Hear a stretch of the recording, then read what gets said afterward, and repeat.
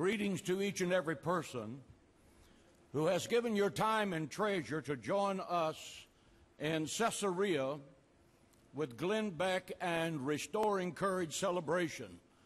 I want to say personally, God bless Glenn Beck for his godly courage in making this night happen.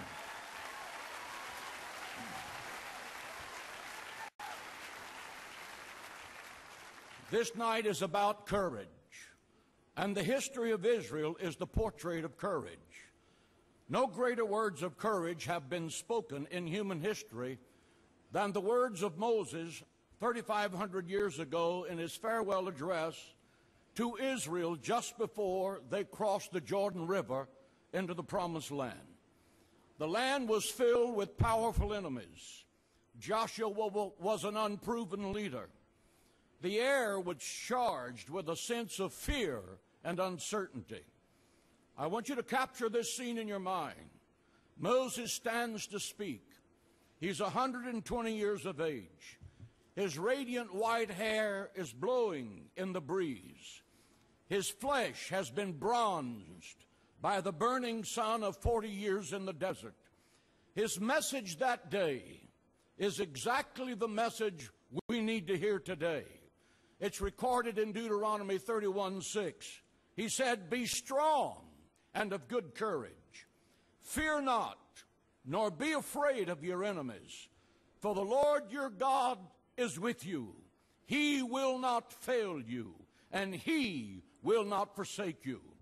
People of Israel, our hope is not in Washington, D.C. Our hope is in the God of Abraham, Isaac, and Jacob.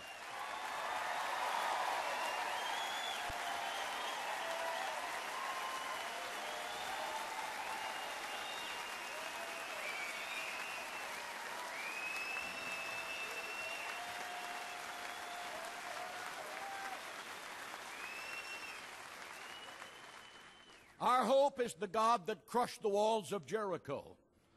Our hope is the God who wired with the 3 Hebrew children. Our hope is the God who delivered Goliath into the hands of King David. Our hope is in the God who was with Esther, who said, "If I perish, I perish." And God used her to crush the conspiracy against the Jewish people in the Persian Empire. Our hope is in the God who brought the exiles back from their Gentile graves, and Israel was reborn in 1948 according to the promises of the prophets.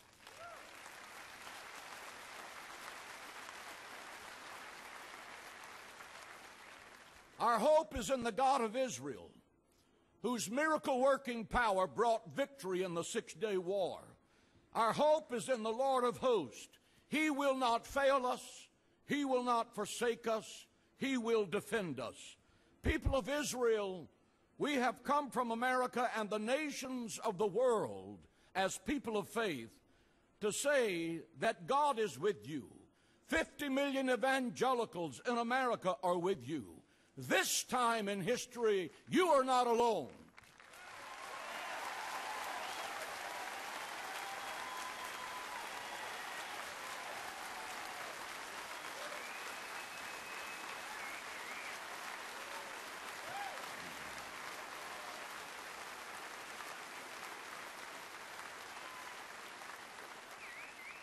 Millions of Christians here and around the world love you. They support you and pledge to stand with you today, tomorrow, and forever. As Christians, we believe that this land is a sacred land.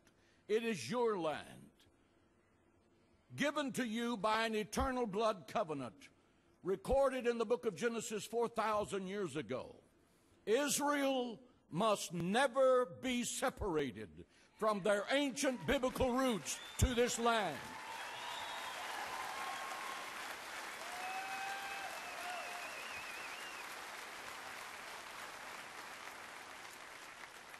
We have come tonight to say that the people of Israel are still the apple of God's eye.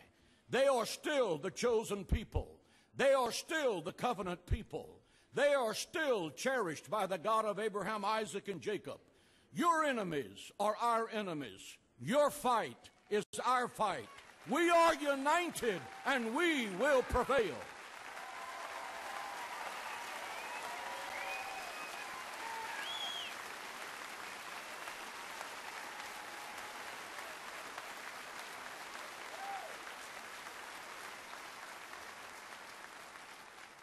As Christians, we see the coming storm and confess the words of Israel's greatest warrior, King David. Quote, "He that keepeth Israel neither slumbers nor sleeps."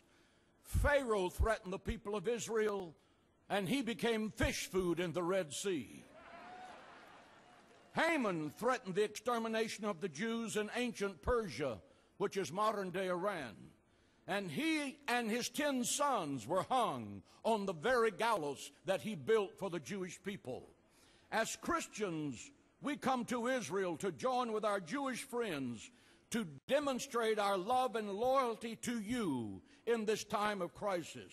Ruth, another Gentile who on another day was standing on the borders of Israel, looking into the face of her mother-in-law, and made a statement of love and loyalty the world has never forgotten.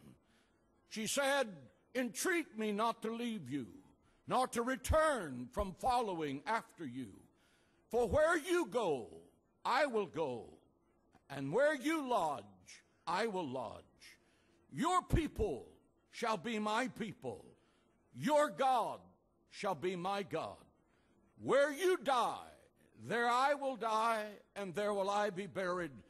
The Lord do more to me also, if anything but death parts you and me." Tonight, we come as Gentiles from the nations of the world to make a covenant of love and loyalty to Israel and to the Jewish people who are inseparable, that we will be loyal to you and your right to this land until the last day of our lives.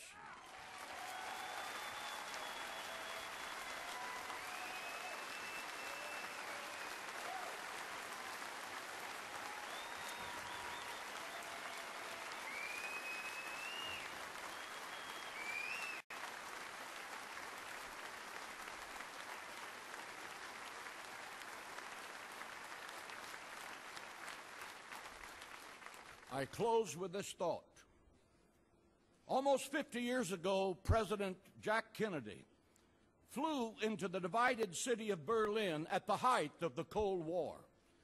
He flew there at a time when West Berlin was a tiny outpost of freedom surrounded by communist tyranny. He flew there at a time when West Berlin was surrounded, hounded, and boycotted and hungry. He flew there to send a strong message of solidarity and resolve to the courageous West Berliners. Here is what President Kennedy said at that time in history, quote, 2,000 years ago, the proudest boast was civic Romanus sum. I am a Roman citizen. Today in the world of freedom, he said, the proudest boast is Ich bin ein Berliner. I am a Berliner. All free men, wherever they may live, are citizens of Berlin. And therefore, as a free man, I take pride in the words, Ich bin ein Berliner. And that was the end of the quote. We need to remember those words today more than ever. Today, I stand at this ancient port of the city of Caesarea, at a time when Israel is a tiny outpost of freedom and democracy swimming in a sea of tyranny. I stand here as Israel is surrounded, hounded, and threatened. I stand here with a strong message of solidarity with you, my Jewish brethren, the apple of God's eye. At this difficult juncture in history, permit me to say something to you straight from the heart. Please know that what I say now is a sentiment shared by multiplied millions of Christians across America and around the world. Today, in a world of freedom, the proudest boast is this: Ani Yisraeli. I am an Israeli.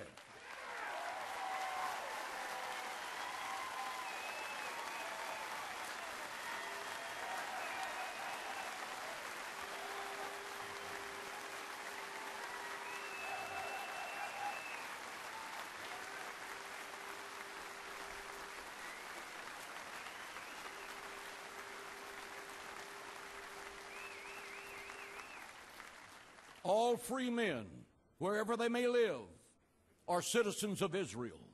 Therefore, as free men, I take pride in the words, I am an Israeli. Say that with me. I am an Israeli.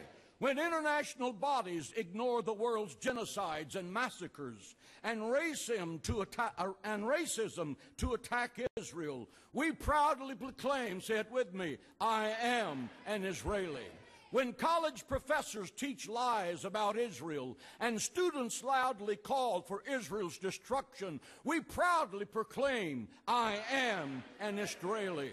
When hateful protesters try to shout you down, when flotillas filled with militants seek to turn Gaza into an Iranian port, we proudly proclaim, I am an Israeli.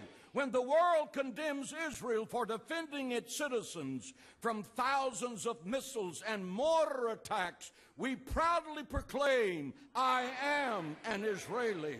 When terrorists threaten to kill Israelis, we say, I am an Israeli. When Israel's allies grow weary of fighting tyranny and oppression and seek the easy way out, making the door of danger closer to Western civilization, we say, I am an Israeli. Israel and America share the same love of freedom. Israel and America share the same passion for democracy. Israel and America share the same Judeo-Christian values. Israel and America have the same enemies. Your enemies are our enemies. Israel's fight is our fight. If a line has to be drawn, then draw the line around both Christians and Jews. We are united. We are one.